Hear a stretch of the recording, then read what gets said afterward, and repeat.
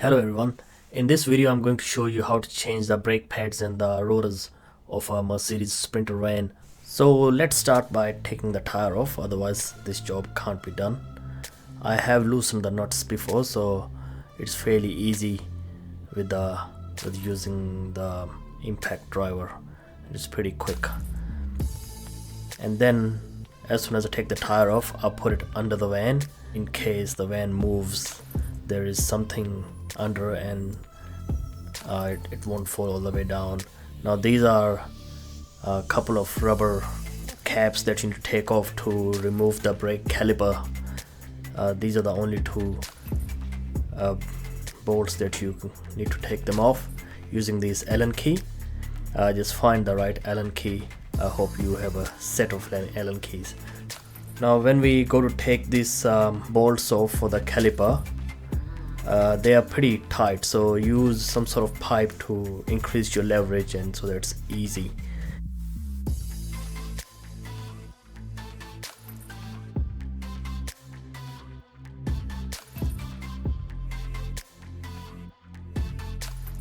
And the same one at the top, use a pipe, increase your leverage. Use a screwdriver to slowly push the caliper out. These brake pads, they usually come off by hands, as you can see, but sometimes if it's hard, you just use a screwdriver and push it between the brake pad and the disc. And as you can see here, the caliper is off. Now I already loosened the nuts of this caliper bracket. These are really tight, so grab a long bar, hopefully 2-foot long bar, to increase your leverage. Turn the wheels facing out, so otherwise you won't get the long leverage. You won't be able to use the long bar. And once you take them off, the caliper comes off just like this, fairly easy. And in this one there's a small, this star looking bolt. You just take it off. It's not done tight, it's just there to hold the disc in space. If sometimes the disc is pretty hard, sometimes it's rusted, so use a hammer or a rubber hammer or a metal hammer, doesn't really matter because it's gonna go and dump anyway. Use that to loosen it, and my one came off pretty easy. It wasn't hard at all. This vehicle is only 2 years old. And here's the new disc. Make sure the size matches up. If you put the old brake pads on the new disc, you will know that if the size is different, it's just not gonna match up, so you can't be wrong. Just double check. And here I'm putting that same bolt back on. It's just there to hold the disc in its place. Yeah, make sure it's fully flush. And just don't over tighten it. This drill is around the basic, the smallest strength. And once that is done, then grab your the caliper bracket and give it a good clean. Use this brake cleaner spray. I like to spray it first, so when I use the wire brush, it doesn't create too much dust. These clips you need to, if you have a new one, sometimes they come in the brake pad box. The new ones, if you don't have them, just use the same ones. There's no problem with that. Just make sure you clean all the carbon off, all the dust off, brake dust, fully clean, then spray it. And when you put them on, then we need to put some lubricant on that as well, so when the piston of the brake caliper pushes against the brake pad, it moves easy because of the lubricant. Here, just put them back in the place. Now you can't put the caliper bracket wrong way. It only goes in one way, as you saw. Like, even if you try, it just won't go any other wrong way, so you can be sure it's not going to be wrong. Yeah, then put the bolts, the caliper bracket bolts back on. I always like to start the screwing process by hand, so I make sure I don't double thread when using a drill, because the drill has a lot of power than the hand. and once it's on by hand properly, then use the drill. And after that you get your long bar, and then I don't have the torque wrench on me, but I've been doing this for 10 years, so I have the hang of it. I know how tight they needs to be. So just make sure you tighten them with the long bar, not just with the drill or any smaller one. With the longer one you can get the right torque setting almost, if you have enough. If you don't even have the experience, just make sure they are really tight. Now once that is done, the next step is for the caliper pistons to be pushed back.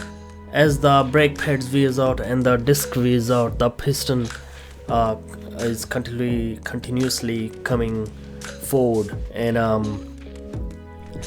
you need to use this tool. Just get it from any auto shop from nearby. It's pretty cheap, maybe $5 or $10. It's been I had it for like 10 years. It's pretty old. Yeah, so at the front the brake pads are big, so there are two pistons. When you push one piston in, then the other one pushes out, and when you push the other one in, then the one you pushed out earlier get out again. So just use this clamp to hold the one you pushed in earlier, then you use the other one to push it out. And once you push both of them out, just go back, open up your hood, and where the brake fluid reservoir is, it'll be pretty low because of all the worn out pads. The fluid has gone pretty in, but once you push the pistons back in, the brake fluid reservoir will start to fill up again. And once you've done that, make sure you have lubricant on those clips on the brake bracket, the caliper bracket.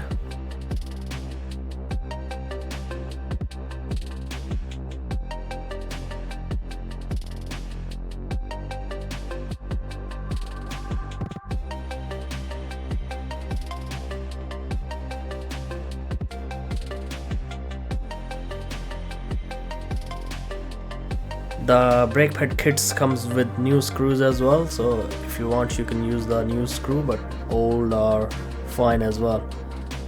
Here I'm using the new ones.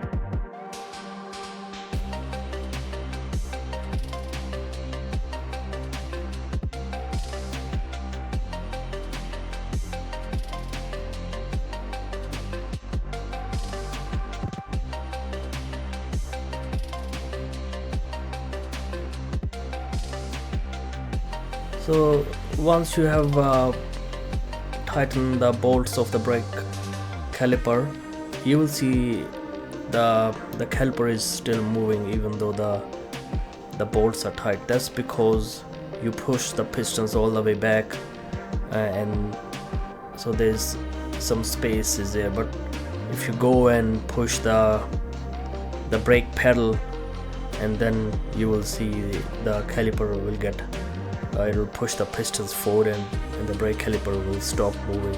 Use the same pipe again on the Allen key to increase your leverage, and so you can tighten it a bit more.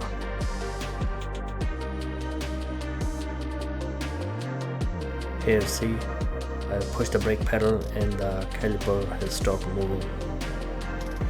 And once you've done that, just replace all the rubber caps, and that's it, and you are done. Make sure you don't leave anything loose. Just double triple check, and all the best. Any questions, please feel free to leave any question in the comments area. Thank you. Bye bye.